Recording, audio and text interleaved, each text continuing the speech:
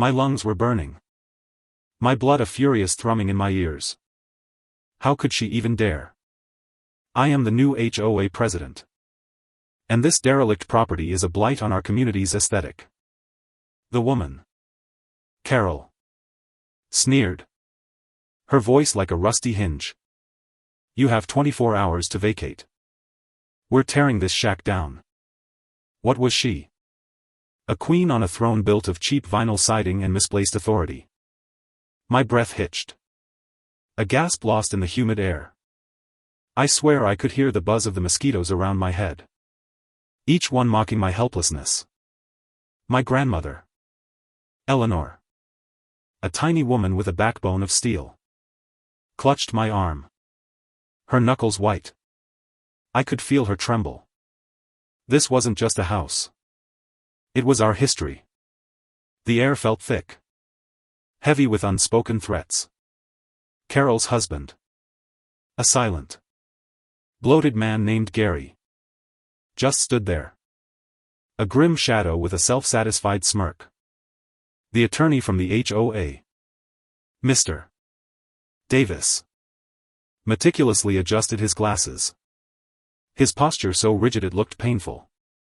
Mr. Turner. All documents indicate this land is common property. It's a shared recreation space for the community. He spoke with a practiced monotone. A blade of cold steel wrapped in professional courtesy. My heart sank. Common property. No. No. That couldn't be right. My grandpa had been so meticulous with the paperwork. He had shown me the deeds. The maps. Every single dotted line. A wave of nausea rolled through me. Was it possible he had made a mistake? Or worse? Was this a coordinated attack on a family they saw as an easy target? I felt a tremor run down my spine. A chilling premonition of what was to come. I took a deep breath, trying to steady myself. You're wrong, I said, my voice barely a whisper. This is private land. It's been in my family for 3 generations. The word sounded hollow. Even to me. Carol's laughter was a sharp, grating sound. Like grinding stones. Don't be ridiculous, darling. Your deeds are likely a forgery from the Dark Ages. The HOA charter is clear. She gestured grandly at the dilapidated cabin. The peeling paint.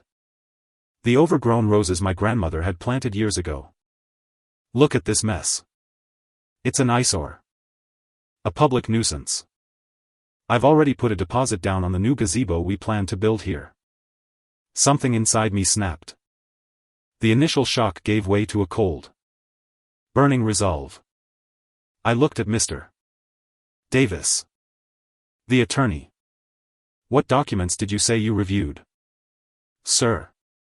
I asked, my voice low and dangerously calm. He cleared his throat. The official HOA plat map and the original developer's charter. The lot containing this cabin is marked as Common Area, Lot 3A. Lakeview Recreation. I just nodded. A slight, almost imperceptible twitch at the corner of my mouth. And you, Mrs. Miller. I turned to Carol. You're acting as if you have the power to seize private property. Her smug smile widened. It's not private, darling. It's HOA property. We can do as we please to improve the community. That was the last straw. The sun was dipping below the tree line, casting long, dark shadows that made the scene feel even more surreal. Eleanor, I said, a new strength in my voice. The box. My grandmother, bless her heart, had seen this coming. She disappeared into the cabin for a moment, emerging with a dusty, leather-bound box.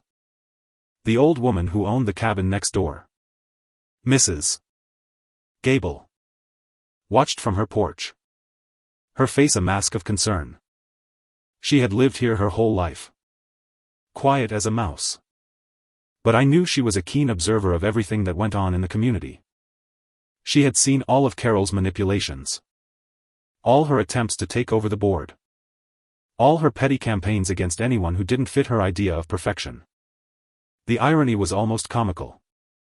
Carol, the self-proclaimed paragon of the community, was about to be exposed by the very people she sought to oppress. As I opened the box, a wave of palpable anticipation washed over the scene. The air became electrified, charged with a tension that was almost unbearable. Gary looked nervous for the first time, shifting his weight from one foot to the other. Mr. Davis adjusted his glasses again, a bead of sweat forming on his brow. I pulled out a series of yellowed, creased papers. "What is this?" Carol said, her voice a little too sharp. "Your grandpa's scrapbook. Get this nonsense off my lakefront property." She made a move to grab the papers, her nails extended like claws. My grandmother instinctively pulled back, shielding the documents with her frail body. "These aren't just papers, Carol. These are the original deeds. Not the developer's charter, which you conveniently forgot to mention was for a different section of the lake. No. These are the original land deeds from the 1950s. The ones my grandfather purchased." I laid them out on an old, weathered picnic table. "You see this?" I pointed to a paragraph in tiny, faded script.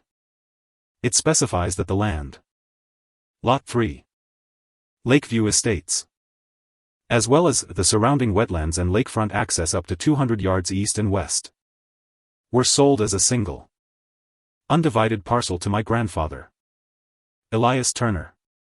And it was designated as Lot 3A, Lakeview Estates, to distinguish it from the land deeded to the HOA, which was a different lot entirely, located on the far side of the lake." Carol's face went pale. The color drained from her cheeks, leaving them a pasty white. Mr. Davis snatched the papers, his eyes scanning them with a panicked frenzy. He pointed to a small, nearly illegible signature. This is an old survey from a different firm. It was never registered with the county in the last 2 decades. It's invalid." My grandmother shook her head, a sigh escaping her lips. "That's where you're wrong," she said, her voice small but firm. "My husband tried to register it back in the 90s. But every time, the paperwork mysteriously disappeared from the county office. We were always told it was lost, that it was a simple mistake. This was it. The moment of truth." My gaze shifted to Mrs. Gable, who had quietly made her way down her porch steps.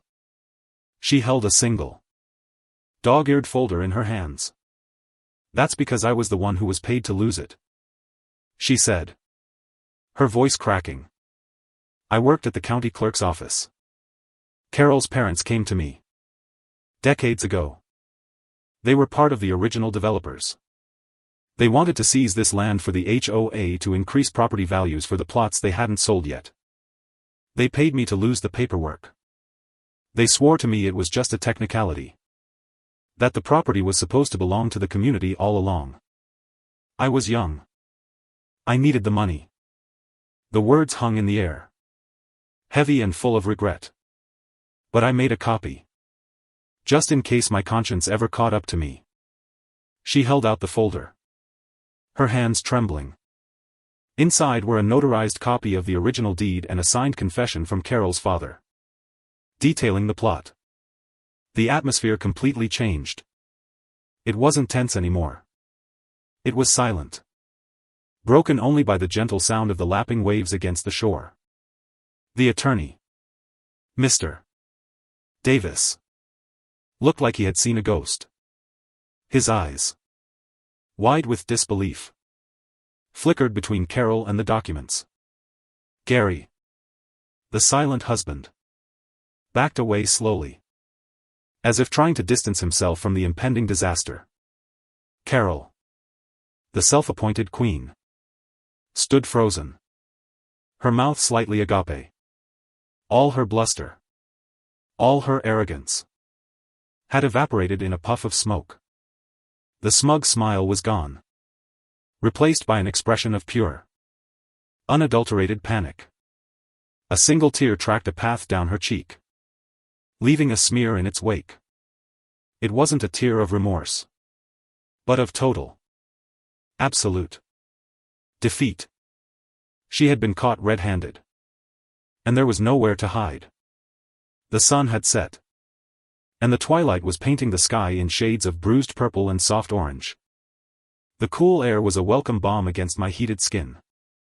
I looked out at the lake. The way the light reflected off the surface, shimmering like 1,000 diamonds. It was a beautiful sight. And it was mine. It had always been mine. The attorney, defeated, quietly began packing up his things. His clipboard now a burden rather than a weapon. Gary mumbled something about needing to get the car and disappeared without a backward glance. And Carol, the great and terrible HOA president, simply stood there, a ruined silhouette against the fading light. She didn't say a word. She just turned and walked away. Her shoulders slumped. Her once proud head now bowed in shame. Justice, I realized, wasn't a sword. It was a mirror. It reflected back the true nature of a person, good or bad, for the entire world to see. It wasn't about winning an argument. It was about standing up for what was right, for the legacy of my family and for the truth. It was a powerful lesson in humility. Not just for Carol, but for me as well. It reminded me that the strongest foundations aren't built on legal documents, but on the unwavering belief in what is right. It reminded me to trust my gut, to listen to the people who truly care, and to never, ever let a bully win. Was my grandfather's long-lost deed valid simply because it was old and genuine? Or was it the act of my grandmother and Mrs. Gable standing up for me that truly made it hold weight? Is it the letter of the law that matters most, or the spirit of human integrity that makes it right?